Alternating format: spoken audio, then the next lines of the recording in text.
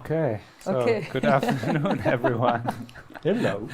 Hello from the grotto. Hello, I'm Max Miesen, architect and writer based at the University of Luxembourg, and I'm here with four fantastic other individuals who I think they will briefly introduce themselves, and then we'll jump into the reality of the conversation. All right.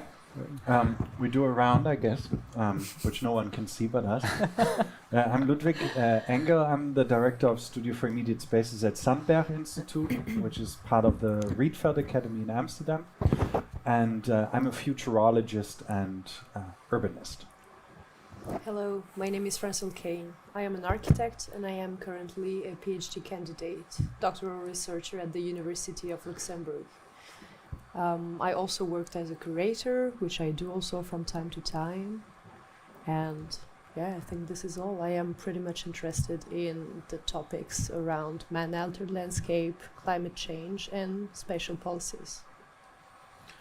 My name is Hannes Krasiger. I'm an investigative tech reporter based in Zurich, which is a town in Switzerland, and I'm trained as an economist, and I'm a family father of 2 kids. Mm-hmm. Hi, my name is Maria Maric. I'm a postdoctoral researcher at the University of Luxembourg, architect by education and profession. And I am interested and work with the questions of real estate, architecture, and media. Fantastic. So thanks again for being here. Maybe I'm just going to say a couple of words how we ended up in this particular configuration. So when Joel asked me to be part of this, I proposed a couple of names which I thought were particularly interesting in the context of also what we're looking at the moment in the context of our program at the University of Luxembourg.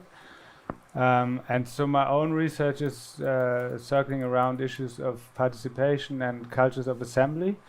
And at the moment we're setting actually up a platform, a virtual platform and a physical platform that is supposed to research issues around cultures of assembly in Asch, which for those of you who don't know, it's a city in southern Luxembourg. And in those platform setups, we will be dealing with questions around institution building, spatial politics, spatial governments, and justice. And so this is, I think, kind of interesting in the context of also the particular setup of this series of talks, and particularly the issue of surplus, and also especially in the context of the exhibition that's currently at Mudam, Art and the Economics of the Digital Age. So one thing that I thought could be interesting, maybe to just kick off the conversation, would be to think about surplus also in terms of surplus publics. So what this means in terms of virtual social spaces and platforms, and therefore governance. And I thought I'll start with Hannes, since we've been talking about this before, and maybe to talk a little bit about the issue of digital platforms and information architecture, which is something that you've been working on quite a lot, and questions of e-territory and governance. Yeah, so I think we are about to enter a new period of our life in the digital era, where basically most of our lifetime and probably also the income we earn will be spent in the digital, meaning we will basically become digital first beings. And so if you look at it, and I've been, for like the last 10 years, I've been exploring digital spaces.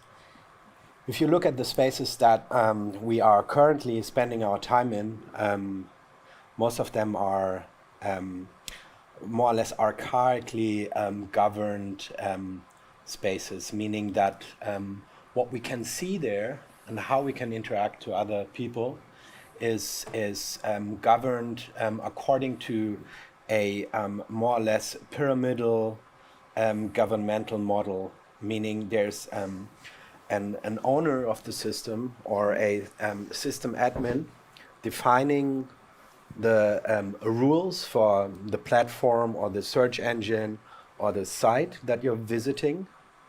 Then there's an army or a couple of moderators that work on executing these rules, meaning implementing them. And then there's us, meaning the users, meaning profiles, user accounts, entities, things that have no inherent rights. And so if we think of the digital as the primary place where our life is happening, we are entering a situation where we're basically deprived of many rights and many abilities. And even more than that, we are also potentially deprived of perceiving reality in a more or less unregulated way. If you think of how a platform is able to decide what you as a user are able to see, right? Meaning the information that you get.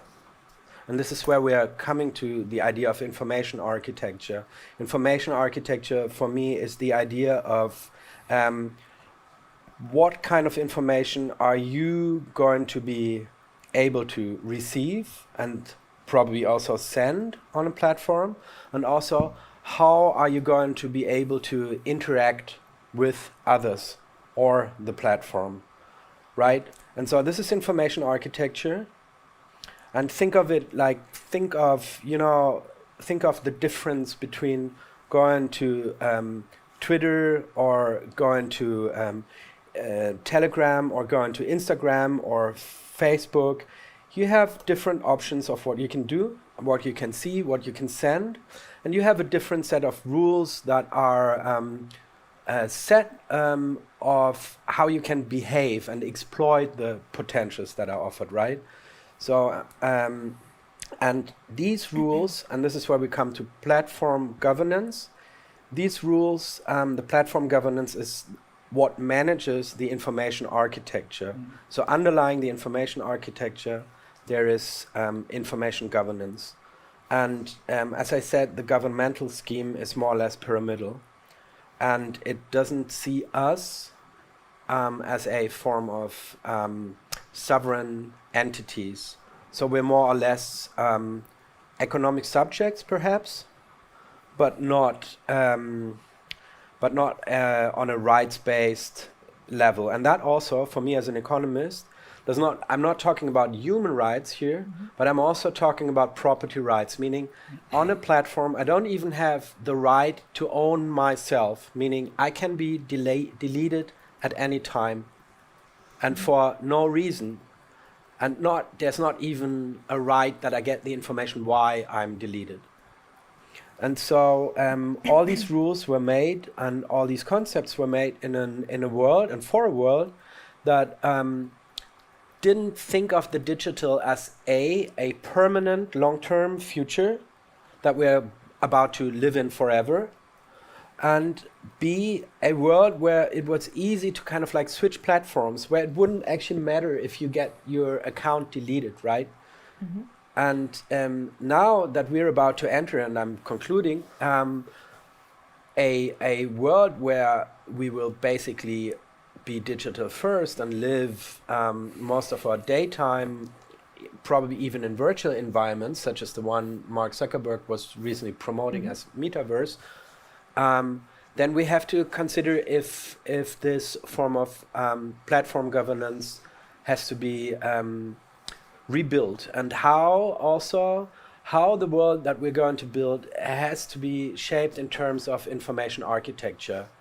And this is also why I'm participating as a external, and I'm very proud to be participating as an external PhD student at Marcus' chair, because I'm trying to learn from you as architects and city planners and futurologists, what we can draw and learn from the lessons in the physical space. because they have not yet been applied. It's pretty naive and pretty archaic what is there out there. And I have a question regarding this. So a couple of years ago, you published a super interesting book called Das Kapital bin ich. And so now there seems to be some kind of, I don't know if this is fair to say, but some kind of, like, say, spatial turn in your work. So also you just said that you hope for some kind of input from, let's say, spatial experts on this issue. But could you describe a little bit more, what do you think has changed since you wrote this book? And how is this kind of issue of platforming informing this interest now? So I think that's a pretty interesting question. I think some important inspiration was when Elena from Something Fantastic asked me what would be a hallway in the digital world, meaning a space where you accidentally bump into people. You're basically probably within a context, right? An institutional context, but there's also certain exits and entries, and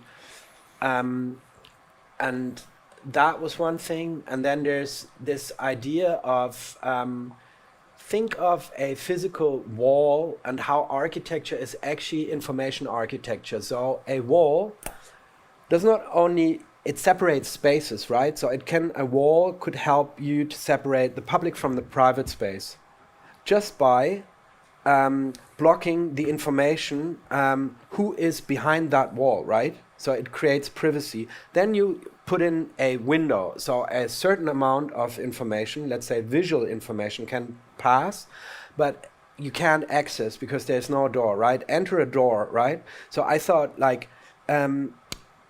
most of the information that most of the architecture is actually already information architecture in many ways, because it's shaping the societal configurations that happen within and externally, right? And to what degree has this already been formalized and understood within architectural theory, I wonder, and I'm trying to explore. And I think that was early on. I was thinking about walls, basically, because we talk of information architecture and systems architecture in discussing digital topics. But for years, I've been trying to reach out to architects, asking them, like, how do you guys, with all your experience in designing spaces, right? How do you apply this currently? Because what happens is that the spaces we live in today are mostly, for like 12 hours of my day, I'm like online, right? So the space I actually live in is a digital place. And there's people talking of architecture of that place, but these are not architecture. These are not architects. So architects are basically have lost their role and their say in creating the spaces that we live in. And that was super interesting to me as well. I think it's very interesting what you mentioned. Also, I was recently looking into, let's say, kind of spatial development, also the question of architectural expertise in the metaverse. And for instance, you have a lot of platforms in kind of that domain emerging on the blockchain technology, usually based, which I want to return to. Speaking of platform governance, I think it's super interesting to tie this to the promises of blockchain in a way, and the way they appeared in the society. But speaking of the role of architects, I also kind of stumbled upon information that, for instance, Decentraland is one such iteration of the metaverse, let's say, kind of not the Facebook one, but kind of digital platform that simulates, in a way, also, virtual reality, real estate trading, land speculation, etc. There is a company, it's called Republic Realm, and they call themselves real estate developers, and they kind of describe their expertise as something between architectural and urban planning, cryptocurrency brokerage, right? And event makers. So I think, these kind of spaces also really reshuffle, I think, what we know as architectural knowledge and architectural expertise in a way. So I think it's interesting to also look from this perspective, not just the spatial kind of characteristics of the metaverse, but also who designs these spaces and what do they mean in that sense. Yeah, and actually I have to get back to your question. Like it's been so my book in 2014 was referring to a feudalist regime, right? That we are living in a feudalist system in the digital space, right? Think of the banning. You get banned from platform, right? Think of the idea of leaders and followers and so on. Think of the total autocracy of the platform owners, right? But from that came the idea of living in some sort of like medieval city, right? And then as I actually live in Switzerland in sort of like ancient concrete structures, right? I sometimes marvel about how these structures have evolved into a system where we have like public squares, right? Public infrastructure and hospitals and streets and also like a public, you know, administration overseeing these places that grew as anarchic and probably as feudalist later on as the digital spaces. So there's like a ton of physical references, and also churches are super inspiring to me. But I would like to talk about this later, probably.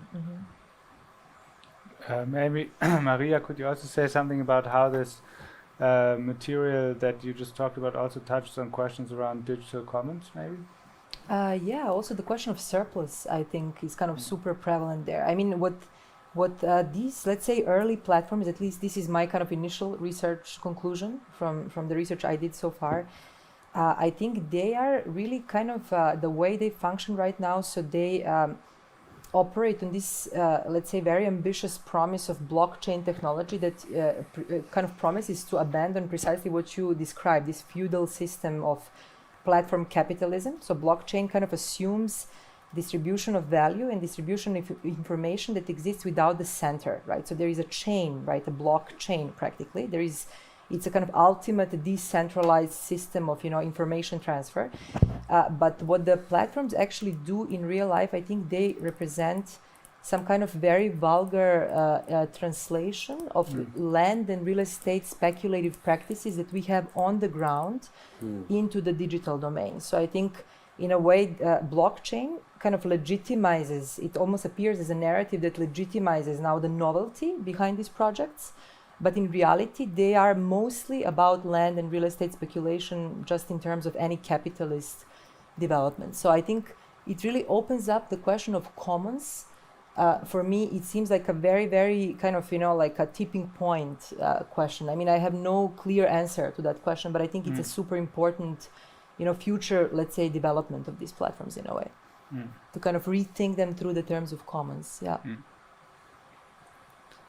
I mean, the way they function today, I think they definitely do not tackle in any way on what we know as commons in a way, right? So it's all about what is the publics, you know, practically of these platforms. It's a summary of consumers and kind of, you know, experiences that you kind of perceive there. So I think it would really need in the future, like really rethinking what is the community of the digital, what is the public of the digital, and then also what are the spaces that correspond to these categories. If, for example, square, let's say in physical space, for me, square is the perfect embodiment of surplus in a physical space. You sit there and then something extra in a way happens out of this social interaction. I wonder what would be the parallel to the square as a kind of urban typology in the digital space, where the way it functions right now, you have just a summary, a mass of, you know, consumers, of people who seek some kind of, you know, visual or any kind of experience. So I wonder what would be the notion of the public, and then what is the embodiment, the spatial embodiment of this publicness in the digital. And that's so could be, yeah, super crucial, because really think about it. Is there any public square in the digital that you could please? I'm on research here. No, of course not. I mean, I don't know how. Should I start my sermon now already? Yes, please. Go. I think like one of the major things that we need to discuss is surplus is a super physical word, in its meaning, not, because I think in the digital world, there is no surplus, as every bit gathered has the potential to become of future value. Or you could also say everything in the digital is surplus, as data generation surpasses the capitalist logic of value in the now, sort of, kind of packing it into futures. So I think the idea of the surplus itself is a very, very physical thing. And maybe we in the more architectural discourse are also a bit romantic about this, especially with public squares, because we also know how public squares is also just an instrument to guide, surveil, and form public and public opinion. But of course, the idea of the surplus in the physical is much more easily graspable in a sense. I would kind of extend on Maria's. I mean, Hannes, you can't see it listening to it, but his eyebrows are already indicating that the no surplus in the digital will be challenged later on. But I think there's one reference which could be of importance when we think of this, because the Principe Plus by Lacaton Vassal, which they build with, does Please something explain else. to some. Okay. Yeah, what is I'll that? explain. We have the time. Yeah, exactly. But I think it's exciting because what it does is Jean-Philippe, like in a conversation we had some time ago, he said, "Well, look, you need to empower everyone to be a host. You need to design apartments in a way that everyone can throw a dinner party at their place. So we try to design apartments that are large enough for everyone to be a host." And they call that the Principe Plus, the idea that they still build really cheap or the cheapest way possible, but that they are not investing in communal spaces, but they are investing in the enlargement of private spaces. This comes with rethinking paradigms of how to live. For example, there is room depth of more than 20 meters. Normally you would say you can't have more than 12, then it gets too dark and no one can live there anymore. But what happens then, if you have 12-meter deep rooms, you usually have the entrance point exactly at the darkest spot, but then you store everything in the brightest spot. This is why you have all these beautiful verandas filled with trash, because you always enter from the middle.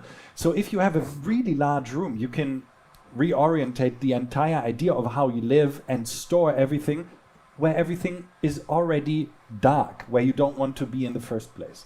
But that is only possible if you rethink the idea of a room that can be much deeper than you would usually have in a housing state. So, there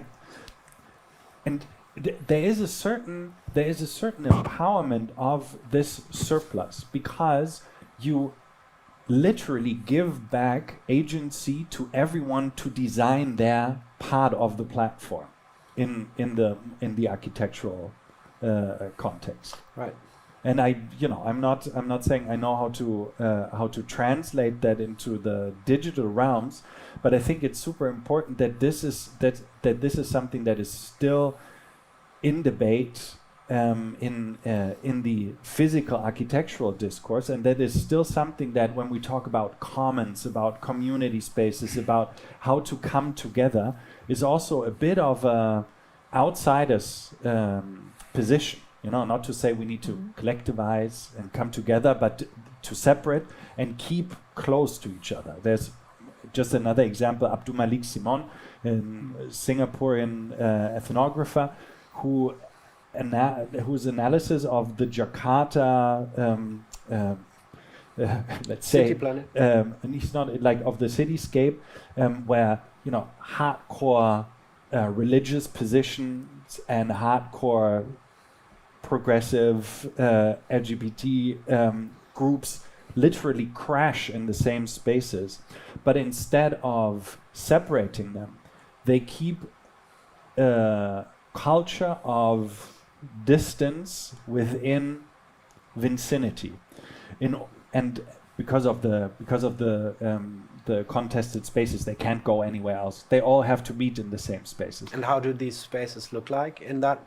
Like, for example, in one case he gives is a parking deck below residential areas where everyone comes down to, but there's no car parking, but that's actually the only sort of public space everyone can access. And you have queer community and hardcore religious community on the same level, and they observe each other. They are not interacting with each other, but they are observing each other, thus creating a sense of, living together. I think it's super interesting that you describe it like this, because your question of what do these spaces look like, it's a question that reappears in this whole discourse around this transition from, let's say, physical spaces into virtual spaces. But I think this, your example, Ludwig, is really fantastic, because it shows that it's actually not about how the space looks, but how the space is organized or governed. And in this sense, this is actually the translation to the virtual, because it's all about protocols, no? I mean, if I understand correctly from also what you were looking into in terms of your research project, this, maybe you can say something about this, the kind of idea of a liberal kind of platform that, I don't know, maybe you describe. Yeah. So the question that I asked Ludwig about how it looks like is because I've learned as a reporter that especially for our listeners and readers, it's crucial to get examples if they want to follow ideas and visual ideas. And that's also what you would see in the metaverse marketing. It's basically mostly visuals that people start to understand these things. But as I understand your Jakarta example, for instance, there's a huge space with non-declared, there's no declaration of different fractions on that space, right? So they have to figure out their own sovereign places, right? You're saying they're in one corner and they're in the other, and there's no police probably patrolling. So, and this is why I'm asking for.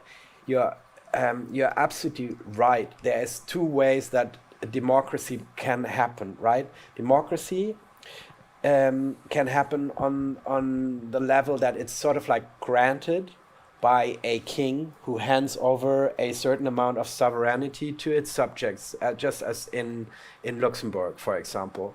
But there's another way where the people own the country, and they start to define the rules collectively, first constitutionally probably, and then translating into direct laws. And I live in Switzerland, where actually we constantly change our constitution, right? We're constantly editing the code of our society. That's the way we live, and we even do it on local levels. So we have great problems actually in translating and even in moving around in Switzerland, because local laws are so different. It's much more than tax laws. It's about the schooling and so on and so on.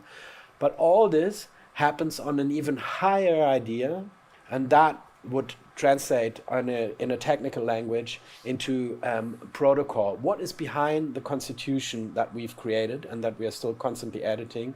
What is behind the laws? That's a shared technology on how to a shared technology that engravels, so to say, puts in stone certain assumptions, like fundamental assumptions, like in the digital, that would be you cannot be deleted. Or it would be like you cannot be excluded from participating in editing the roles, the laws of the platform, right? And if people speak about protocols, they mostly mean in the technological language, they mostly mean a system like the webmail or the mail system, where many different companies have built their own mail system, but they can interact because they follow the same technological specifications in order to be interoperable, right?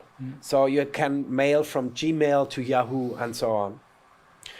And that is the post-platform ideology. It's platforms, it's protocols, not platforms, right? That's a discourse within technology for the last 15 years. And the blockchain culture specifically refers to this idea of protocols, not platforms. And they're starting, and I would love to learn what you think about it, and they're starting to develop systems that could host their own platforms, but for example on the premise, and that's crucial about the blockchain, on the premise that there's no power that can single-handedly delete something. That's a core element that is widely misunderstood and not appreciated enough. The idea of creating money includes the idea that there's no single entity that can delete some money somewhere. It's not only about like being able to not copy it and so on.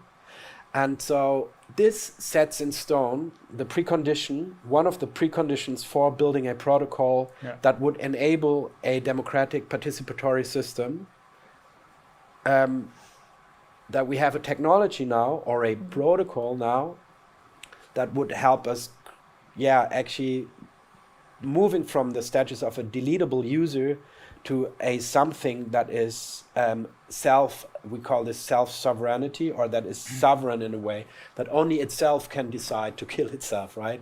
Probably not even that. That's something is there suicide in I've never thought about that one actually. Is there suicide in the blockchain? Yeah. Am I able to even delete my ethers, like make them disappear? Yeah. I don't think so. I think it's very interesting when we talk about blockchain technology in some kind of isolation, then we can, abstract, let's say, its democratic principles and everything. But then when we see the translation, for example, the way industry now uses the blockchain technology, what it does, it actually just builds in a way a smarter, under quotation marks, platform, right? So instead of this entire, the decentralization becomes a promise, but then still the platform is curated by somebody, in the end of the day. So I think there is no full disappearance of the center. So for example, in this project, Decentraland that I was mentioning, the owner of the platform, I think it's the company called Metaverse something international, let's say, whatever. I'm not exactly sure about the name, but they call themselves the curator. So they are not anymore the owner of the platform, but they're the curator of the platform. In reality, all the information that is stored on the platform, including all the NFTs of ownership of land, of real estate developments, all the property that you digital property that you create as a citizen there, is stored on a centralized server. So in the end of the day, I think when we pass these several rounds of translation, I think in the end of the day, the Web3 paradigm, that builds upon the failed promises of Web2, like late 90s, early 2000s, when there was this huge hype about, a rise of social media. Everybody would be free to express themselves, like perfect idea of democracy, right? Facebook and everything else. I mean, now we are witnessing of immense failure of this promise. And I think what Web3 is doing is building upon the idea of abandoning, the platform, abandoning the some kind of centrality of the platform. And then there is this very vague promise of decentralization, which I am very interested in. I'm just sometimes I'm wondering, what are the limits of this promise as well, right? When we see the way it works in reality, we also see a lot of translation from the, physical world on the ground and practices of governance and politics we have practically. They're often mirrored rather than challenged in this space. But at the same time, I always kind of like to return to the idea that technology means nothing unless we use it in a certain way. So it always depends on who has the right to use it, who is using the means of production, if you want, like, so who has the tools in a way to do something. So yeah. Actually, I think there is like a quite half related question that emerges from the tangible world that we know, especially from our Western point of view that we kind of like all share here. It's about the archiving. Like, what happens actually with this data? How do we archive it? Since oral archiving, or like maybe like transcripted written archival, is maybe no longer this kind of like elements that we can go back to and like really dig into to kind of like read somehow the collective history or like the shared collective memories also. And I don't know if like one of you, maybe this is also my ignorance talking also a bit, because this is like a whole world also that I'm quite like step by step discovering a bit, but I think this is like one kind of the core subjects actually. Since we were talking also about the commons and everything, this is the question to me of one memory. of like I think it's very related to the question of value, like how and what is valuable in the ephemeral space, in a way where everything is just there to kind of catch attention. I mean, for me, it's a perfect attention economy. It's a perfect kind of spatialization of attention economy, like all these platforms that we are mentioning now. So I think when value is something that becomes so fluid and so, movable in terms of attention, right? It creates, I would always see, I don't have an answer, like how do we archive the digital world, but I think it's somehow closely related to how we will define value in this domain, right? I mean, just one thing to add. We had this, in modernism, we had the discussion between the build and nature. No? There's a supposedly famous quote by Mies that nature belongs to the outside. No? So there's not even one flower in a Mies building. Because nature is outside. This is we have a separation between nature and men. Of course, culture. Men at that time. Culture, men at that time. And I think this sort of also sometimes we're sort of reflexively engaging again into this dualism. We're separating between the physical and the digital. And I just have a clever quote, because I would probably not come up with something like that. But Nathan Jurgensen, social media theorist, he says, the notion of the offline as real and authentic is a recent invention, corresponding with the rise of the online. If we can fix this false separation and view the digital and physical as enmeshed, we will understand that what we do while connected is inseparable from what we do when disconnected. But I think that's sort of a link to Francel's question about the kind of the what do we archive, because I think if we treat these two entities separately as being archived in different ways, we exactly lose what was actually happening right now. Because there is not oral history on the one side and digital bits flurrying around on the other side, and these two entities need different archival systems, is this enmeshed of these two that now needs to be archived. That's a fascinating thought. I think we have to be more specific. I'm rather talking about the digital as the IRL, right? It's before networked information, before networked digital information, right? So that's my point of comparison. It's not the offline world, because I do believe that we're in a enmeshed post-internet situation, of course, since like handhelds and whatever. This is not, you're absolutely right. These are not separable rooms, right?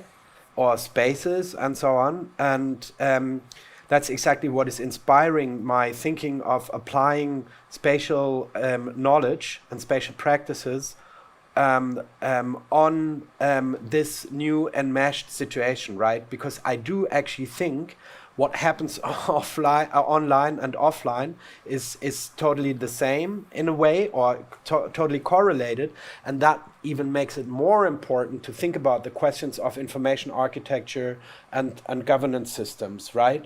And that's the sole reason that I think these spaces are connected. But what I find interesting is I've never thought about what is the idea of nature if we talk about online, right?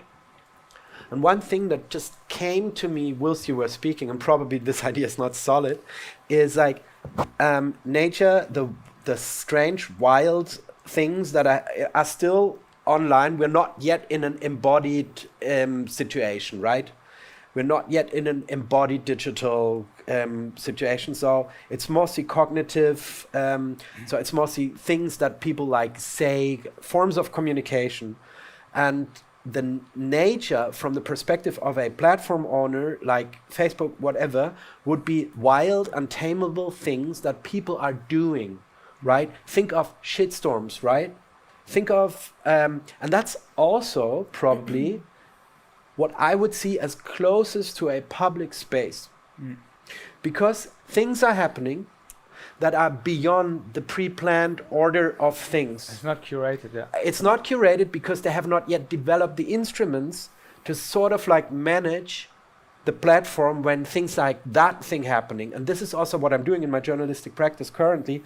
I'm looking at these Facebook leaks that Francis Hogan has helped put in the public space. And what you see there is a ton of like qualified systems engineers, architects, or so-called architects, and developers trying to like manage these unforeseeable, almost like natural phenomena, right? So here we have nature and how do you call the right? And the build, right? I'm sorry. No. Yeah. I mean, as you speak, for me, I would say that the digital, right, also reminds us in a way that nature is a construct. You know, I would say that this is also where the translation kind of takes place. But as you were speaking, like what is public in a way, what is the wild imagination of the digital space? I got reminded of a very nice article by Mackenzie Wark, where he writes about another book, and he kind of delves into the book. It's by Matteo Bittanti, I think is the name of the author, who made a book based on the Reddit comments on the appearance of yellow Sims in the SimCity game, which are homeless people in the SimCity. And, you know, the way they kind of stroll around this super organized and curated space without having the place of their own. And the way the community of the SimCity tries to manage the problem of homelessness and all the proposals, you know, now that come around, like from let's build a wall around them and then burn them, you know, like inside of the wall, to let's introduce the SimCity police, etc. So I thought this just reference came to my mind as you were talking about the wild and kind of, you know, unordered in the digital. I thought this was a very interesting kind of almost interesting example of this. How do you spell, what's the book's name? I can share. Matteo Bittanti is the author, and unfortunately I forgot the title, but I can share. Or P? Bittanti, Bittanti, Bittanti. Mm-hmm. Yeah. I think this idea of like, just because a sim is almost close to a real city, I would quickly, I mean, when I started thinking about the term surplus, it's not only a term that speaks of entropy and excess and all that, but it's also a term that speaks of a certain generosity that comes out of unplanned mismanagement, no? Like an army surplus store.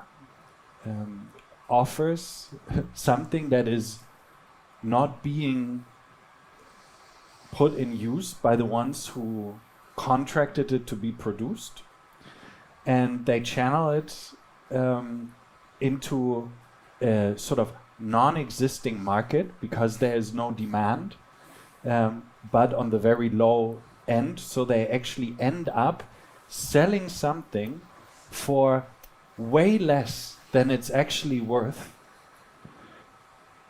creating an iconic uniform for the ones who are protesting the system. You know, it's like it's beautiful. You know, like how a surplus system within a city becomes also the symbol for the protest against what creates this surplus. And the city in itself is also this sort of very anthropic, not well managed place that allows for all these irregularities. It allows for constant shitstorms without being deleted. Which you know, at least I mean, as you put as a disclaimer, luckily for our discussion, in a Central European context. You know, I'm not trying to argue globally here. But this makes this makes it also so tough, I think, for from a European perspective to understand these platforms that, you know, kind of want to prevent you from having a constant shitstorm, because that's sort of also raison d'être of being part of a city, you know, that you're not that this constant friction is being there, and I, you know, just sorry to, I mean, maybe there's something for discussion there, but one thing I thought was so crazy that I saw a headline in the last days where it said UAE, United Arab Emirates, to create first non-profit city. And it was an idea that it was sort of, you know, a philanthropic endeavor, creating a city that wouldn't run on its on its economy, but, you know, just be sort of a nice cultural add-on. But I think this is at the heart of what a city is, or should be, and so I'm kind of intrigued by this transfer now, how to get that into the digital realms. So that's super interesting, because according to, so what you're criticizing here is that it cannot be a city if it's just centrally owned and planned, right? Because the mere idea of the city is that people come there and make certain places their own, and they build on top of each other, and then, right? So we do not yet have cities if we don't have property.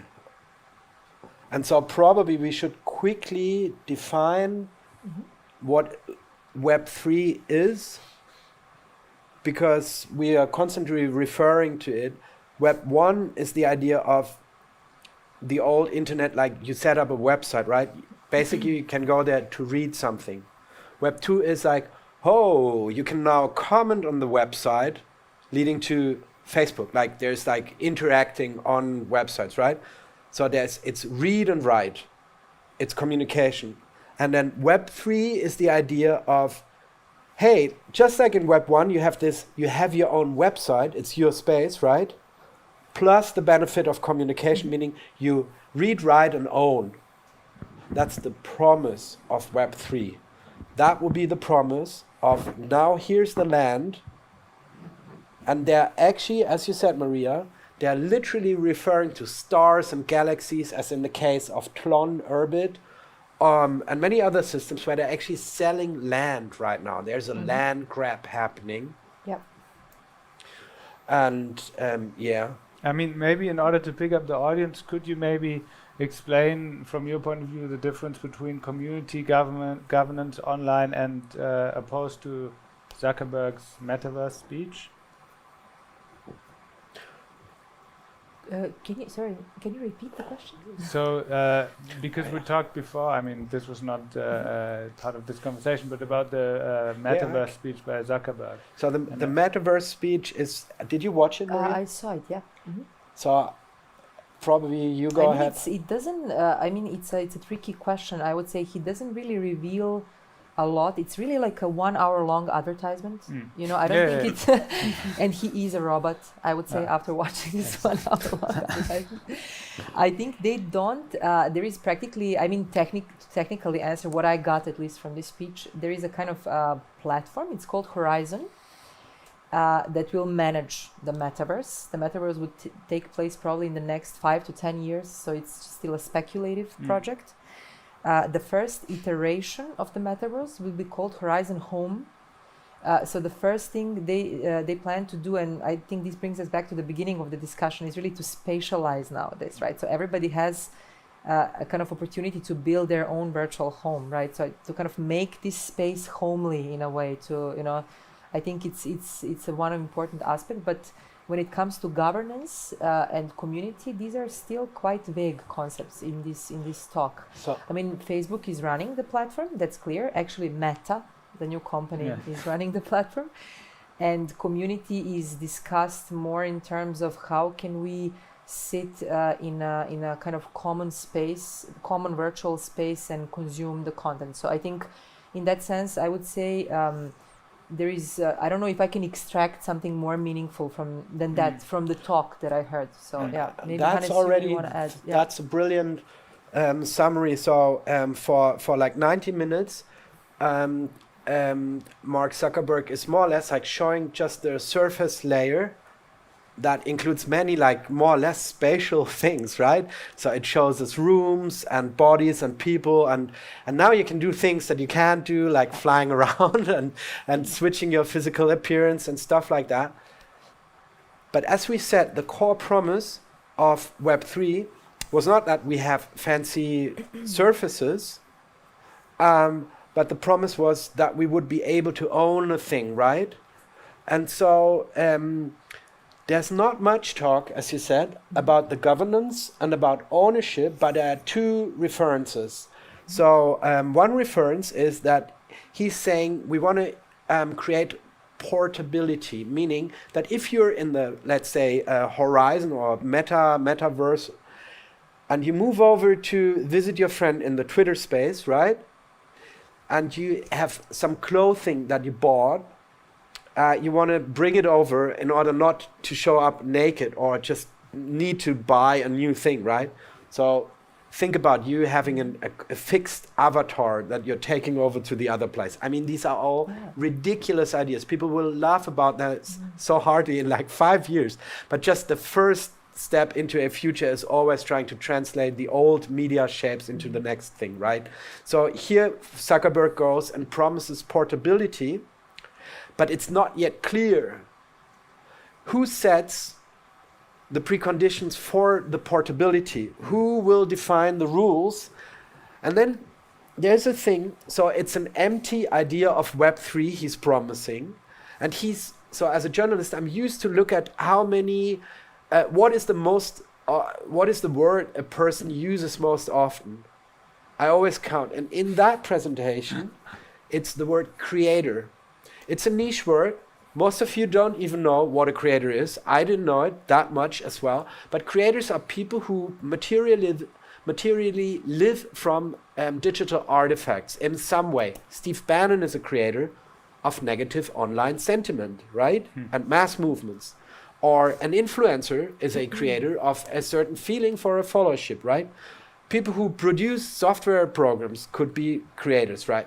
So he's constantly saying, hey, this will be a world for creators, meaning he's acknowledging that there's a new economic model that has risen on Web 2, where people depend and live from digital artifacts. And for these people, Facebook is something like the Soviet Union. These are startup folks, and they don't want their stuff to get deleted just because Facebook changed some sort of politics, right? Or disallowed because they're against their political, thing. So what Facebook is doing now and promising to build the next platform, or rather protocol, if he's promising to have portability, is just like the Soviet Union at its height of, you know, saying to the free people who now know how to create value online, hey guys, come live here, it's so beautiful. I have built like a super great theme park and you guys can have your own. It's the same model that he has had before. It's like offering you the free row house to live in, and he captures all the surplus value. Yeah. Meaning everything surplus in this digital world is a pretty interesting phenomenon, because you're building something if you're online and you are absolutely not able to capture the value of it. Only the platform can capture the value. For example, YouTube can display ads, right? And they decide how much of a share you get. And then you get demonetized, just as we saw in the case of OnlyFans, the other platform that suddenly started to withdraw prostitutes. Probably they wanted to delete a lot of like sex workers that are on the platform just for some reason, right? And so there was this situation where they would all lose their income. These are creators, right? And so it caused a huge shitstorm from the creators on OnlyFans. And that's the archetypal situation that Facebook is planning to recreate on the new system. Create a place where it owns all property rights. And that's also, he's basically, what he's trying to do is he's bribing the new class of creators, and we soon will be creators ourselves. He's trying to bribe them with his multi-billion-dollar investment into a land of milk and honey, where he still owns the property rights.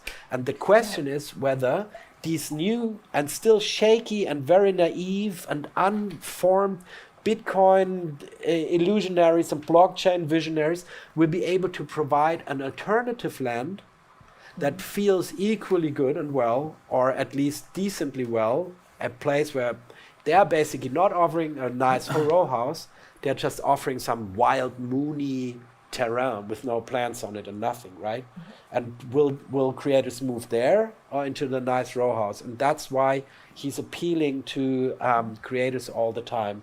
And it's all based on this underlying premise of Web3 and governance and so on. But so this would entail that you're part of the design process of the protocol, or not?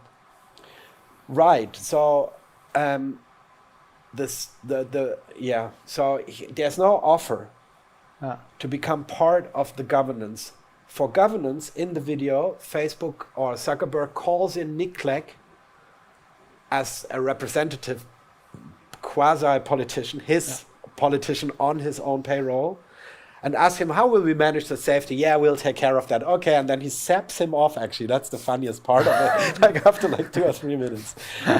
And then it's gone. And then it's like, it's again another aristocratic or autocratic model, clearly. Yeah. Where also somehow the data architects are kind of like the government architects of this new world, also at the same time establishing both rules in terms of like, I mean, spatial policy, but also maybe some kind of like communication policy also at the same time, since they will already kind of like constrain these places, right? Yeah, he's just appointing them. It's his company. They're on his payroll, right? So there will be no change whatsoever, somehow, just an illusion. I think the power of what Facebook is proposing is, I think it's definitely not groundbreaking in any way, like the model they're proposing. I mean, you can, first of all these other, it's still in a speculative phase. If you want to really look into how it works, you can look into Sandbox, you can look into Decentraland and many others who came before, and even many others who came before them, right? So we are talking about 2 decades in a way of, you know, a project that kind of goes on for 2 decades. But I think the power of Facebook is exactly in 2 things. First is the massivity of their users. There are 2 billion users of Facebook. You know, I think when you just think of this pool of people who are already networked, you know, into the system of this platform, you're having the biggest capital you could have. You're having the users. And I think this is... This 3.5. It's if Ah, you okay. combine WhatsApp, Instagram, and Exactly, Facebook, it's and 3.5 exactly. I just monthly wanted to average say users. the right? second thing I think is very powerful is not just the Facebook as a platform, but the entire set of other applications, really, that they entail. So I think what's important about the Facebook's metaverse is the scale and the resource they have, and that's why I think what they do, their conversation on metaverse somehow tells us that this is not just I think at least that what it seems to me, but maybe I'm wrong, it's not just a temporary hype buzzword that will somehow disappear. But I think when such a large company with so many users actually decides to switch to make this kind of turn, I think then it also means that there will be potentially followers also to this trend. So yeah, but I would say the principle of governance, as soon as you have a corporation that leads and it creates the whole platform in a way, I think it's very clear how it's going to work. My question only becomes, once we have this space and once we start really operating in this space, what are the commons then in this space? Is it possible to actually have the commons when tools are owned by somebody else, and when governance is already predefined by, let's say, kind of entity, in this sense corporation? Or do the commons in a way require a different kind of starting point? So for me it's always a very tricky thing to think about. Yeah, and I mean one could be quite negative or already on a dystopian outlook. Now, if you consider this path, saying you look at the history of social movements and utopias that tried to imagine ways and protocols to implement ideas of commons. I was referring to that, but please go ahead. Yeah, I was referring more to the platforms that kind of preceded, like Okay. But please go ahead. Yeah. No, and so I think again we're sort of, it feels that we are already at a point where the system, whatever that is, has already usurped these energies into framing them, as part of their reflux, sort of what is being washed back by pushing something out. So this is already kind of it's already part again of the narrative. I think you're right, but in a short to medium term perspective, and that's what we all have actually lost throughout the last 20 or 30 years of our lifetime, where we've experienced the rapid technological development. This is almost probably an evolutionary step in the history of mankind, where we're becoming these like more connected, beings, right? It's becoming embodied slightly, more and more. And now these ideas are emerging that we could have some sort of like communal governance, communal ownership structures, right? And you're saying like the existing Alexander the Great, aka Mark Zuckerberg, has already an answer to that. He has billions of knights out there, and he has tons of gold, and he has already anticipated the movement, and the empire will stay strong. It just took us like 3,500 years to move from Alexander to beautiful Switzerland, right? I mean, I actually do think you're right in the short term, but these ideas are still worth translating it, and that's actually the core. This is the core of the bringing the spatial knowledge into, right? Yeah, and I mean, maybe that brings me to something that is sort of at the heart of what I'm currently excited about. Sorry to bring that in.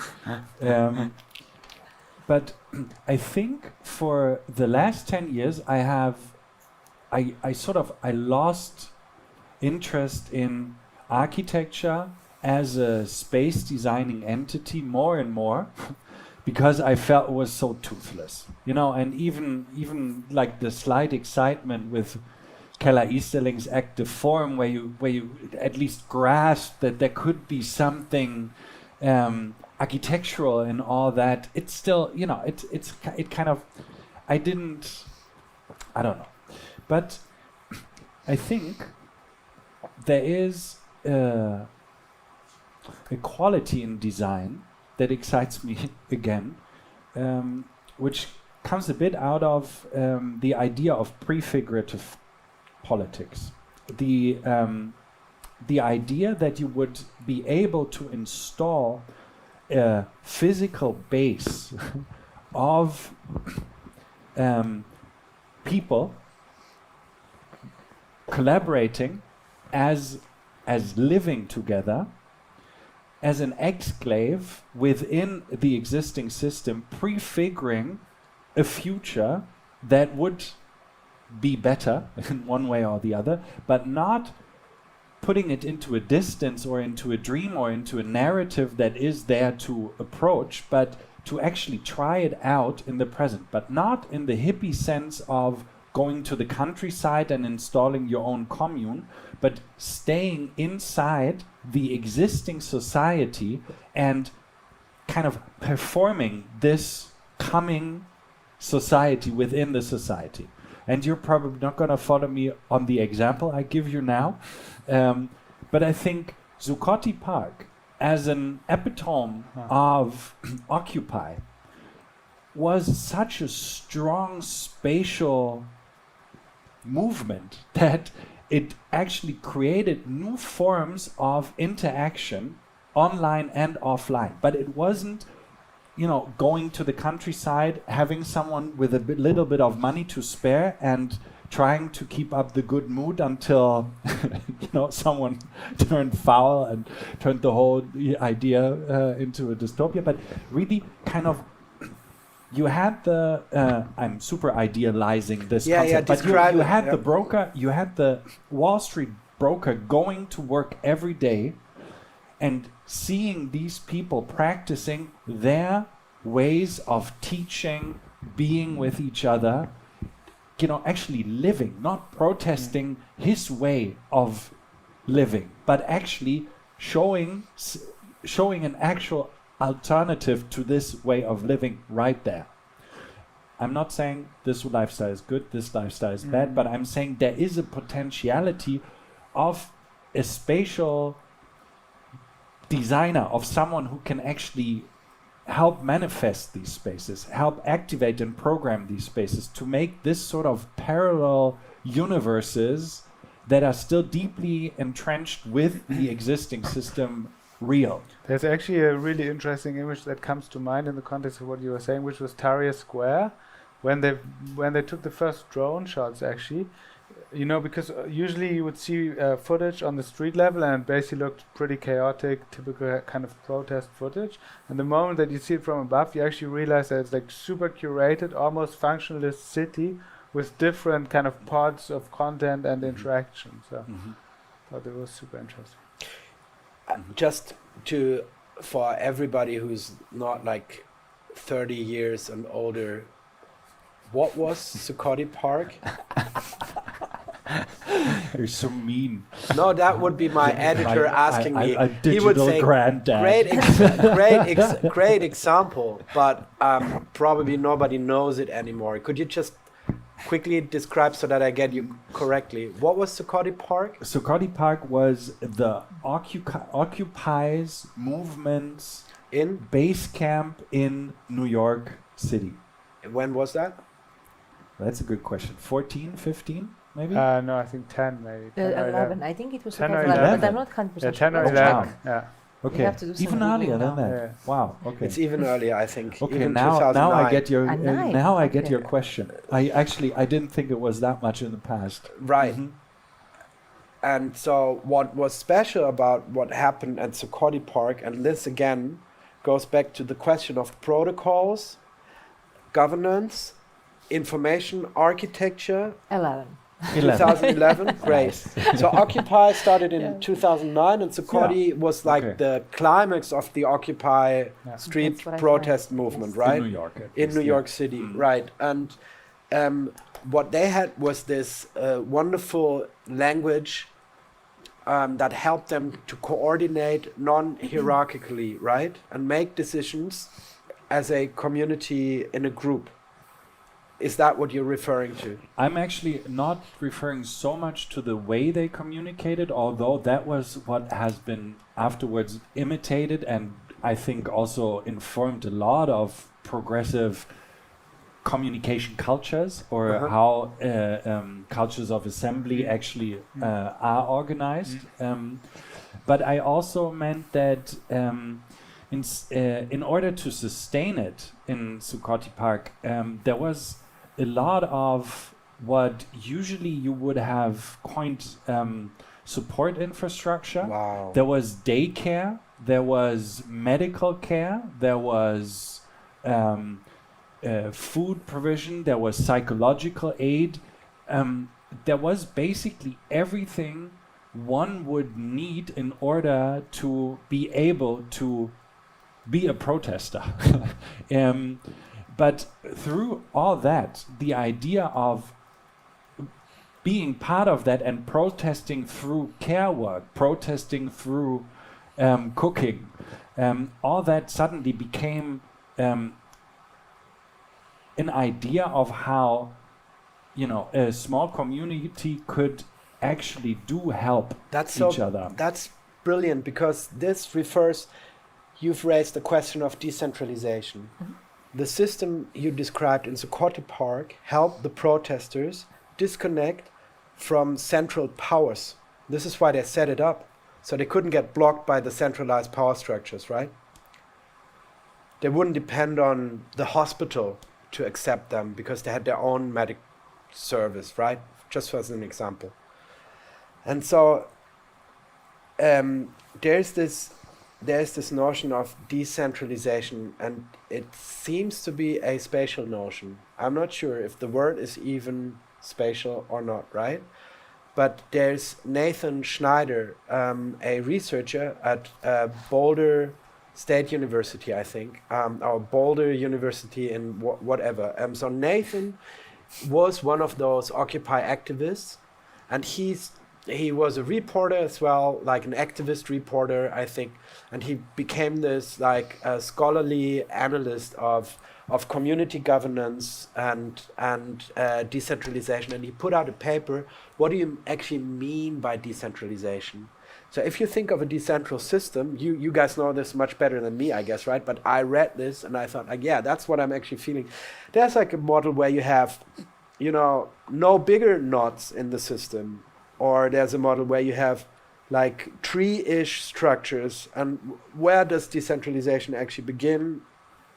And what is a decentralized system, right? And that's important when we discuss, for example, many of these, you know, I was looking at Polkadot recently. And Polkadot is they have their own blockchain, and they offer coins, and they have a currency, and you can build things on Polkadot. And it's been made by one of the Ethereum co-founders, Gavin Wood.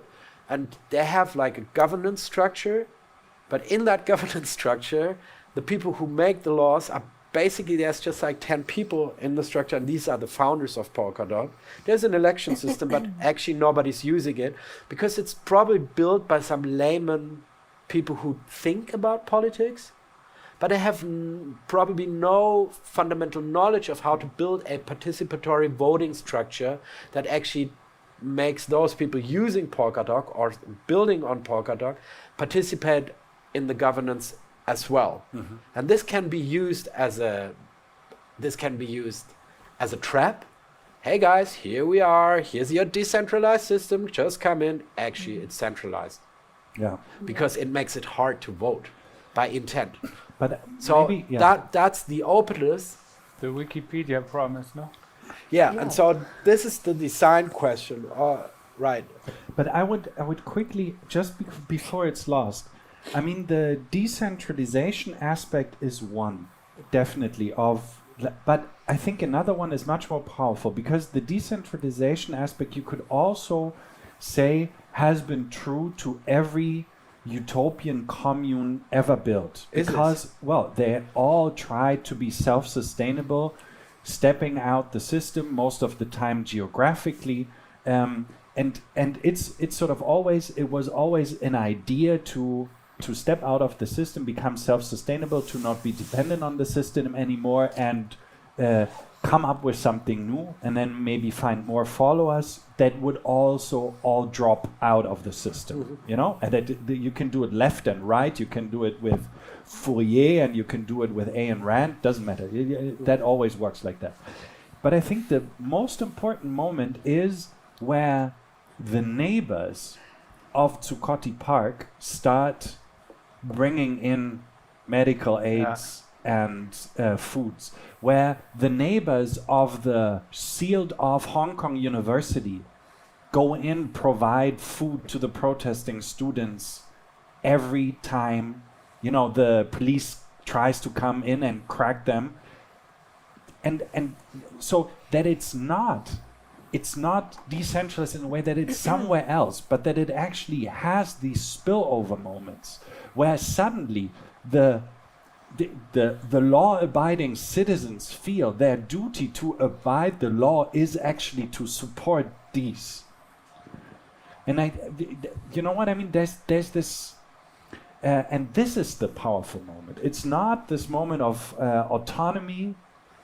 It's this moment of where actually something is so strong as a counter model that you feel you want to be part of that. It spreads as a hack almost in a way, no? Yeah. So it's structurally it's decentralized, but it's still anchored within civil society. But Yeah, and that's what I think this prefigurative idea, you know, kind of is truly intriguing, where it's not just, you know, this utopian speculation where everything is possible, or this super realistic analysis of all the regulations and instruments that work at hand to form, but where these actually collide and the one spills over into the other.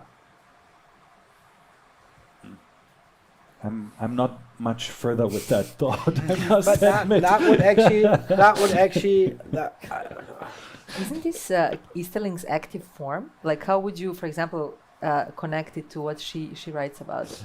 I think in a way her active form also stems a bit from this prefigurative politics that comes out of the post-Occupy experience. So I think it's all in a bit in the same bubble, but I think the active form with Easterling is always sort of in at least how I feel it works best is to say, well, we have all these instruments available and we actively use them to claim our design, that to claim authorship on the design, and that we don't have this sort of architects can't design anything anymore, it's gone, you know, but that there's actually an agency within that, and I think with this prefiguration, it's a bit less driven by the forensics of, you know, today's analysis. It's a bit more on the speculative side. It's a bit more like Dun Raby style, where you would actually, through new form and through new material, would also find new ideas of how to construct and program. but isn't that the I don't know. Is it? No, yeah. it's yeah. I mean, I was also thinking of you know her book Extra Statecraft, of course, and the last chapter of the book is called Extended Repertoire for Activism. Something I'm like misinterpreting this for sure now. whose book? Keller listening. Extra statecraft. Yeah, especially the last chapter. I mean, Yeah. in regards to what we describe, she kind of lists some strategies, like a hack, gift, humor, joke, etc. I mean, just to kind of make a connection with what you were talking, I think what she also has in mind is, thinking beyond design as a kind of fixated, statement, and when we talk about architecture in space, but rather thinking of tools that could replicate and kind of, hack the system, that are spreadable in a way. So joke spreads. It's a meme, it travels incredibly fast. Can jokes bring down government? Exactly. I mean, Nice. that's also a super nice reference. Meta haven. Yeah, and then I think what she does very nicely in that book is to kind of extend in a way the imaginary of what is architectural toolbox of design, right? So it's not just models, drawings, and buildings in a way, but it's also creating in a way the virus, that could eventually spread itself around. And I think the way you were talking about the Occupy movement, I think the kind of value you were describing, I think it's relatable to that. It's about almost like creating in a way infrastructure that has the capacity to extend itself, replicates itself. Yeah. But and yes, absolutely, 100% true, and it actually helps me to think a bit further what I feel it could also entail, because the hack or the reframing or the idea that you would somehow use the forces within the system for another activism. That is kind of, I think, the clear strategy that we have all chosen or established as a practice in the last decade, I would say. No, where you really say, okay, working on the system always means working in the systems, but how can I rechannel the money to whatever we want? So, simple example: we had for the German Pavilion this year in Venice, we had a specific budget for a catalog. So we channeled all that budget into a homeless newspaper. The homeless newspaper works that it has ads, which then allows the newspaper to be given out for free to homeless people, and the homeless people can sell it and get their money. So we basically channeled the money through that. The catalog became the homeless newspaper, which was given out for free because we had paid for it already. So the homeless could get that money for their own. So it's just like that's a hack. In a way we kind of just use the system. But I always thought that you somehow need to separate idea and action. Like the classic Mannheim utopian studies on every utopia is totalitarian, because as soon as you tell someone how to think, it means you occupy the truth and you have to be wrong. You can be the most positive and caring human being. You are wrong because you say that's the truth. And so I always thought, okay, it needs to be separated. The one needs to be put into another future, into another time. It needs to be a narrative that can be used for action, all that.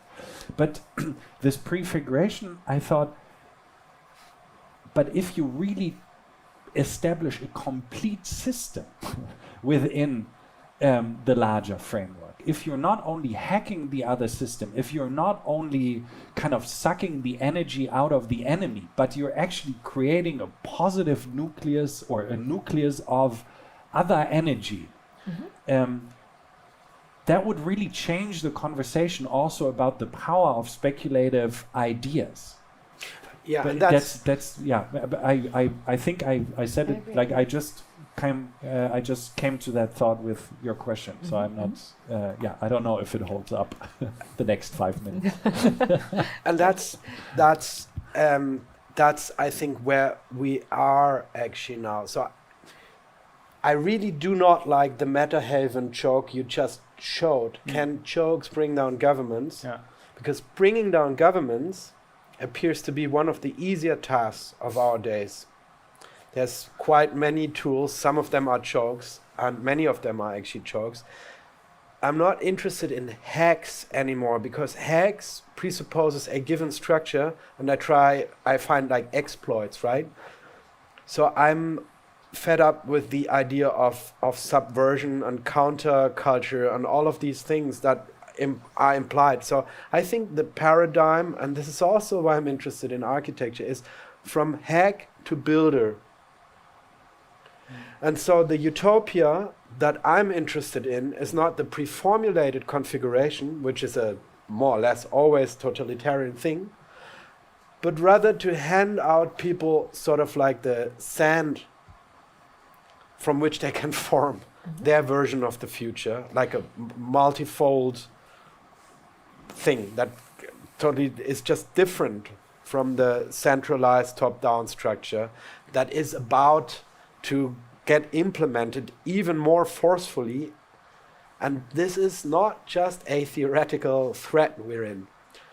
It is a serious thing that is happening now. If the most moneyed company in the history of mankind, run by one person, is trying to capture even more of our life, because an embodied internet will mean more data has to be captured, also about like your physical thing and all the environment, all of that. And it's regulated by one person, and that structure is being put on top of the already failing states and all these things we believe to be like powerful entities, right? It's not about bringing down governments. The government is down already, right? There's a new government, and it doesn't even see itself as a government. It's just saying we're a company. And there's a handful of them. That's beyond the pyramids. We're like at a worst point. So what I loved about your idea is I understand the prefigurative now as not as just handing out the stones and the sand and the ground and these things so people can build. But is that correct? Is that the idea of prefigurative? But who's handing out the stones? And Yeah, who's exactly. handing out I the mean, sand? it's not that some entity, some philanthropic entity is handing out the stones, but it's actually a group of people that finds that they have sand, stone, and element X. So that's And the they're blockchain actually- people And then. they're actually doing it. They're actually trying to set up something with what they've got. So that would be Sam Hart, who's in Berlin right now with Interchain and Cosmos, right? These are the more community build. Have you heard about these guys? No, I don't know. So Yeah. Sam Hart with a T. Okay. And So this is Yeah. based on trust. what It's a question. Yeah. Is it based on trust? what do you mean by based on trust? That you trust him or her or a group of people to be giving out. Now what they This have is is some true. sort of like open source software, Yeah. and it's a blockchain. Yeah. It's a variation on the old blockchain theme, and you can basically build any kind of thing from that. And they've even set up a fund where they use some assets they have to support you in building things they might find meaningful. So they say, hey, look, that's how here's the physical formula of the sand, here's the sand also, and here's some building stones. Take if you leave them, you can copy them because we're in the digital. They're not handing it out, you have to copy it yourself, right? And then if they think it's a good idea, they support you becoming a builder. So the paradigm again from a hacker to a builder, right? And the same actually is true to, there's another thing called DSO, which used to be called BitCloud. It's by a former Google engineer. It's a decentralized social network. So formerly, blockchains were not really able technically to host social networks, meaning you couldn't really build like a Facebooky thing on a community-owned and governed blockchain because it was just too complex, too much data, right? It was made for simple transactions, even Ether and so on. And so he's built like apparently a blockchain, but there comes another problem. So I'm a person interested in that thing, but I'm not a software developer. And this is where the trust issue comes in. The problem of literacy, you mean? Literacy Yeah, definitely creates a new crucial. form, because, for example, Vitalik Buterin never thought, before the Great Fork, right? He had never thought about himself being properly the king of the realm. But because the technology is so complex, and there was an unforeseeable question that suddenly had to resolve, the people who were part of his anti-Ethereum world then didn't know where to go. And so the leader had to step up. And then people have to trust the leader. And so I don't see how we could get out of that problem. Yeah. Systems Or would maybe need not to an individual I leader, think but a it's- techno elite, let's say. Yeah, and I Yeah. think it's also not, I would say it's not the matter of kind of finding the answer, like whether it's a hack or is it a builder, but rather really offering the kind of multiplicity of answers in a way. I mean, you're talking about, you know, when you talk about the open source software, you're practically talking about the tools that are available to everybody. So I think this is the core of the whole commons idea, right? Like you cannot govern if you don't have the resources that are available or tools that are available. And also I- knowledge to Exactly, transmit. literacy. Exactly, I think this Literally. is crucial. But I think also what is essential is not just, and this is where I want to return to what Ludwig was describing. It's not just the formula of how things start, but how they are maintained. And I think this temporal dimension and dimension of community and care that you were talking about, I think it's very important. And there is a very good article by a common friend of ours, Dubravka Sekulic. I think it's titled "What Can Urban Commons Learn from the, I think, free software community" or something. It's how's very that guy Googleable. called? It's a girl. It's not a guy. That's the point here. Dubravka. Guy actually Dubravka didn't Guy Sekulic. refer to all No. things? Folk. No. Okay. Again, I'm please. happy to say it's Yeah. a woman. Yeah. Dubravka Sekulic. Dubrovka. Dubravka Sekulic. The title is, okay, I can maybe Google. It's What Urban Commons Can Learn from Free Software Community or Free Software Hackers. I'm sorry to misinterpret, but you will find the article. And I think what she very successfully points out too in this text is this notion of community and maintenance. So it's not just about providing the means, but it's about shaping the the virus, the spreading, like the kind of the infrastructure, whether this infrastructure is human. In this case, we're talking about human infrastructure as community that will maintain the knowledge and maintain the skills, and I think this is another layer which is just crucial, right? Not That's- just the model of working, but also how this persists over time, no? Yeah. I was No.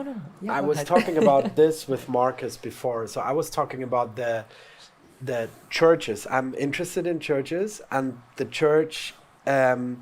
There's this institution, for example, for the Duomo in Milano called La Fabbrica, and it's the company that is in charge of maintaining. And back then, they were in charge of, for example, stone, where they gather the stone and organize the workers and so on. And that company exists since 1380, and they are still around.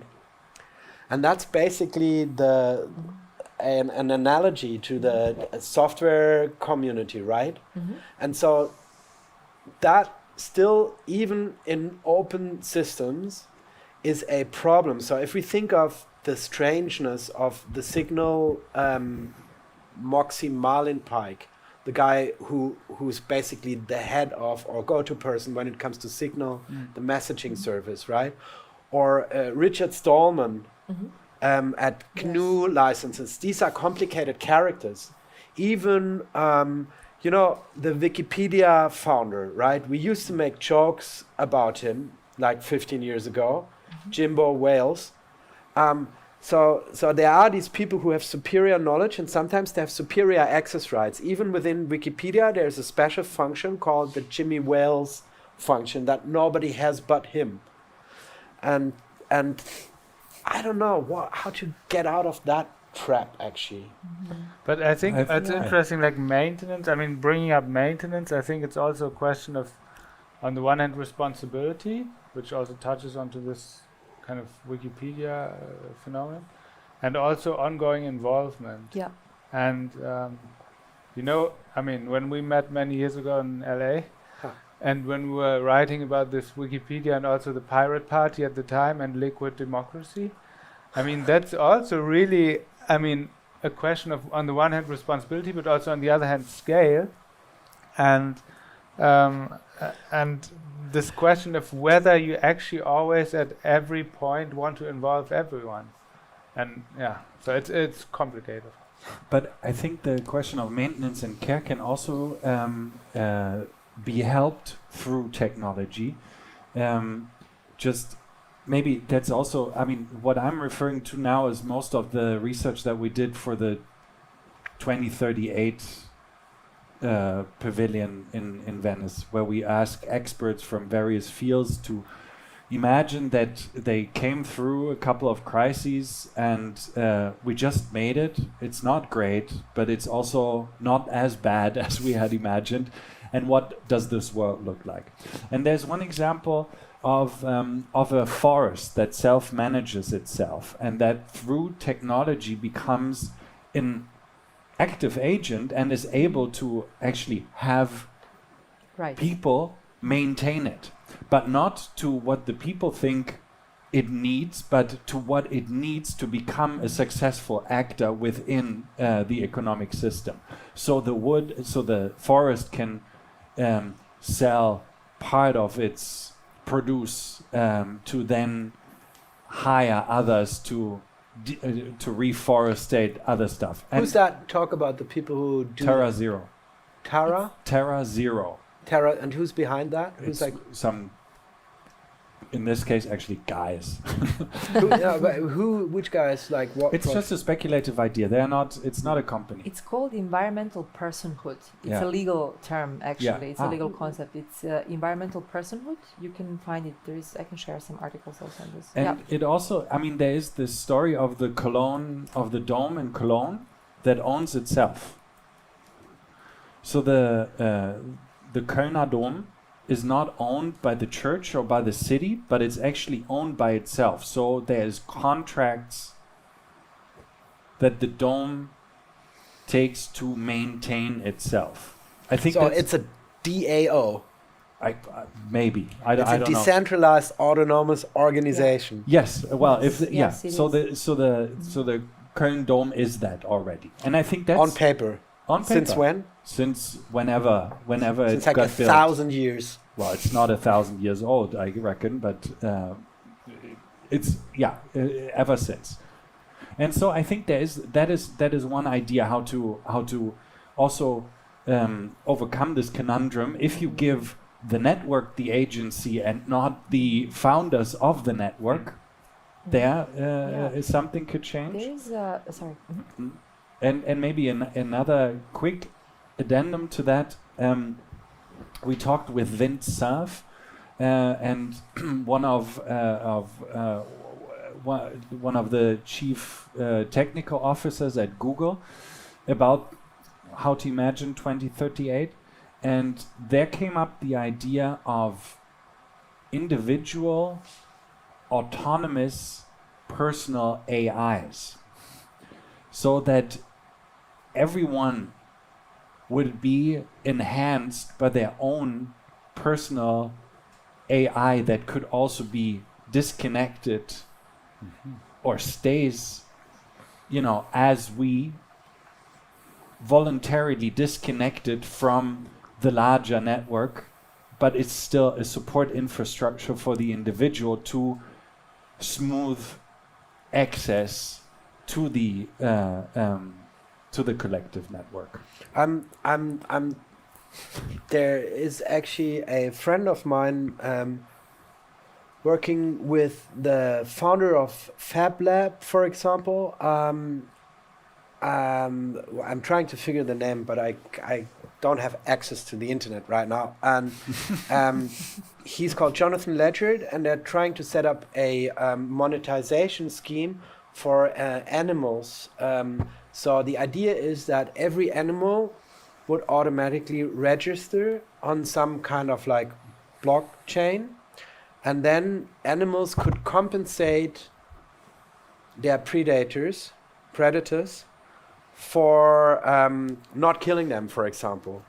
And so meaning we would have a total registry of all animal beings and a separate currency that flows between, and the project has an official name, and the guy who does it is actually a professor at Prague University.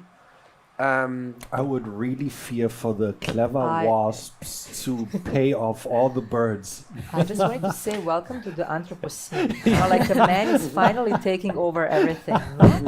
That's how it. Yeah. So that would be an easy application. What I'm saying here, like a use case, right? So the giraffe paying for not to get shot, right? But there's a real couple of people actually working on the implementation of that, and that's not 2038. That's happening right now, and it's an international project. So it's interspecies money and interspecies currency. If you want to Google it. Yeah, definitely. I'm super interested. What did you say? It's called Terra Zero Personhood. Environmental personhood. It's basically the same idea, I guess. Yeah. I totally think it's Only I think a mess. Yeah.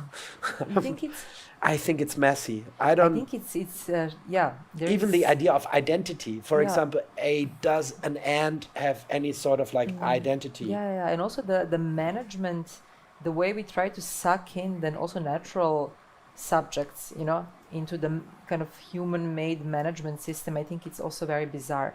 But when it comes to environmental entities, for example, in contrast to an animal, let's say, when it comes to a river, let's say, or a forest, it's an ecosystem. And I think this ecosystem sometimes also, there is a very thin line, for example, between indigenous communities, you know, like for example, there was a river in New Zealand, I think was also subject of environmental personhood process.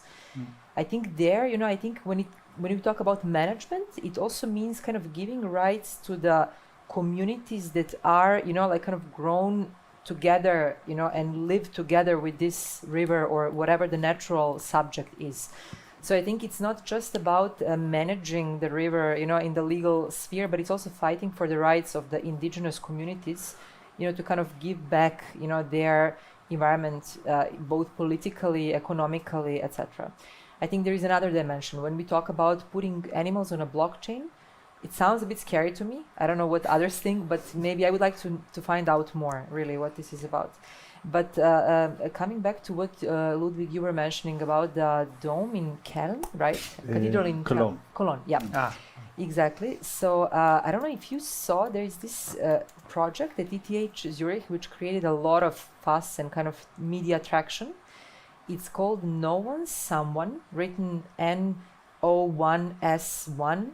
It's a project of the first self-owned house. Practically, they kind of designed a small mediation hub that is registered in the property register of Switzerland with its own NFT address, right? Its own digital address. And the house, the whole idea is about negating the ownership of a house. The house practically, by generating rent, generates its own funds, which could be used as repair funds, etc. Sounds very interesting, but as soon as you try to dig in and try to really understand how this could work on a larger scale, I have 1,000 questions, really. I don't know. It opens up for me, you know, always when we see something in such a model-like, you know, isolated shape, let's say, it always, you know, opens up the question of what Hannes was also asking, who gives the stones, you know, who sets the stones in a way? Like, how do you start such a network, you know, of I think it's a very, I don't know if any of you knows the project. No, okay.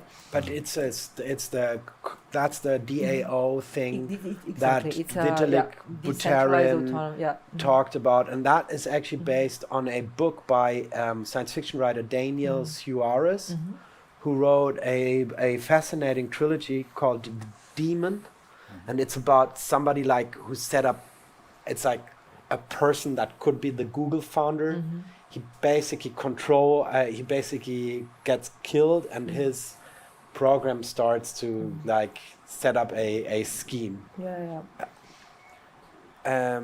But I mean, I don't know anything about this project, but to me, just from what you're explaining, it sounds like it's not necessarily a counter project, as for example, like a counter platform, but maybe more similar to the way that, let's say, if you have solar panels in your garden or on your roof, that you can also, I mean, you can run your own system essentially if you want to, but you can also feed back into the system. Is this the case or no? I'm not sure this is the case. I mean, the way I understood it is practically, for me, I mean, I really tried to understand the project. Maybe I'm kind of, maybe I didn't grasp it fully. But what I understood it, the way I understood it is this is a kind of a model house. You could imagine a network of houses that own themselves in a way. And then there are a lot of similarities to how cooperatives could function. So I don't see that the technology there is really groundbreaking in a way. But for me, it was quite mind-boggling to also hear, there is a house that owns itself, and all the questions, that kind of this opens up, the questions of maintenance, for instance, the questions of, for example, the first question that comes to my mind is this separation between the building and the land, right? So for me, this kind of creates even a bigger gap. You can build a house, the house can own itself, it can manage in a way itself through the network, of repair, like repairmen or repairwomen that kind of, exist around this house. But then the question of land always, I think it's always like, something that claims, these projects that kind of claim to be the model, usually as this one, for example, it always reminds me of the shortcomings as well, like how the complex actually this. But I think it has a prefigurative quality in that way, no? Yeah, that it has its own entity, it creates its own system, but of course its relevance only becomes apparent in direct comparison with the surrounding. So I think that's super important. So I was just opening the interspecies money pitch, and the story is actually quite beautiful. We were talking about the place of nature in the digital world, right? And that's actually the starting point for that project. So the digital age has far removed us from nature. That's the assumption. And so the idea to assign monetary value in a capitalist reality to the natural world actually turns that natural world into a force. That's the argument. And it's just, so there would be a very big amount of money, meaning power, and it's beyond man's scope, so to say. And that would help bring us, because the author's fear is that we are actually in an existential threat situation, existential risk situation here right now with climate change and so on and so on. And it's even aggravated by the digital space because it has removed us further from the biological world, let's say. And so how can we bring it in? By giving it money, digital money, and a system that enables it to use that money for its own purposes, right? That's, I think, is the starting point. Just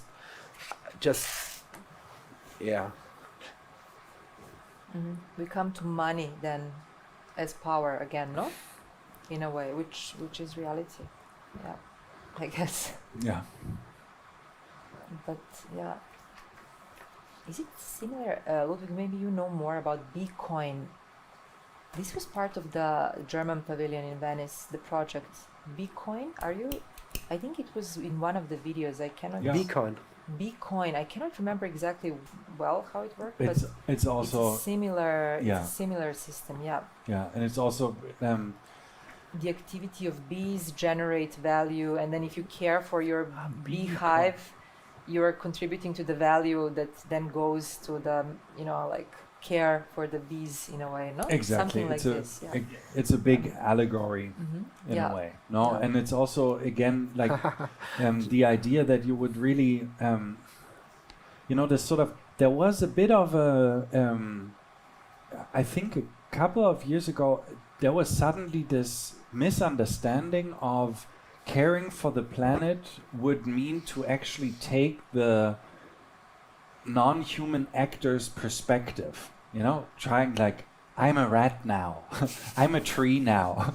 And then everyone was referring to Bruno Latour's Parliament of Things, imagining a giant amphitheater where a giraffe and a lamppost, a server farm and an anthill would debate on how to live together. I mean, isn't this what's still happening at like 50% of the art schools right now? I wasn't. Sorry. Yes. I would say yes. But there was, but to come to an understanding that it's actually human expertise about these processes that would actually help bring in these perspectives. That, of course, makes a very big, that's a very big difference. And this is sort of also with the B coins, it's not, it's sort of bringing in a human perspective on the healthy development of this ecosystem as part of the health of a larger ecosystem, which is, then boiled down to a manageable size and thus can be reintroduced into mending our broken system. I love it, but here's the economist speaking. If you compare it to a perfect world, right, you'll always be sad about the options at hand. So economists basically compare to where we are now. And isn't even your shitty Bitcoin better than where we are? That's the basic question. But that's sort of the basic proposition of 2038. Yes. That all these ideas are being presented as actual outcomes in the now instead where of can I see your 2038? 2038.xyz. and who's behind it? Is it again BMW sponsoring it or Shell this time? The German government is behind it. It's the yeah. It's just wonderful. And it's an amazing, it's a huge research team of about 60 to 80 individuals that worked on the German pavilion over the last 2 years in very different roles, also very decentralized, also very Yeah, because they're much not only German, actually. Huh? They're not only German people that worked on it. I think there's but there's at least some German people Yes, working on it as well. In case government is listening, the sponsors. No, I think they were very irritated by the whole thing. Like to propose a post-national post-pavilion that wouldn't show anything in Venice but only online. That was very confusing. For whom? For the ministry. Ah. Because you basically enter the pavilion and it's empty pavilion, and the only thing that you find there is QR codes. And then you use your smartphone and then you enter basically the world 2038. Either virtually, you go to the cloud pavilion, or you watch all the videos where everyone tells you how everything became as it is now. So, what's the new Athens then? Mr. That's the wonderful moment we're living in right now.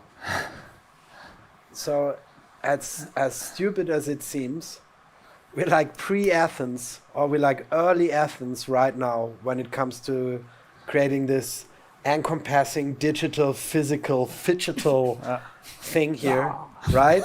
It's beautiful, and we're like just about to discover, democracy might be a potential, and we could potentially build it. And there's like It's like the first arenas that we're building now. And I think it, as stupid as it sounds, it comes out of this monetary blockchain-y world. And it's still sadly very, very early. And I think Ludwig is right. We will see, first of all, we will see the metaverse going large, right? Is that what you think? I'm a, you know, as a futurologist, I'm a radical optimist. So, no, of course not. We'll see something else. Okay. Yeah. Thank you so much, all of you. Thank you. And Thanks, see you Marcus. in Tomorrowland. Thank you. Thanks. Bye bye.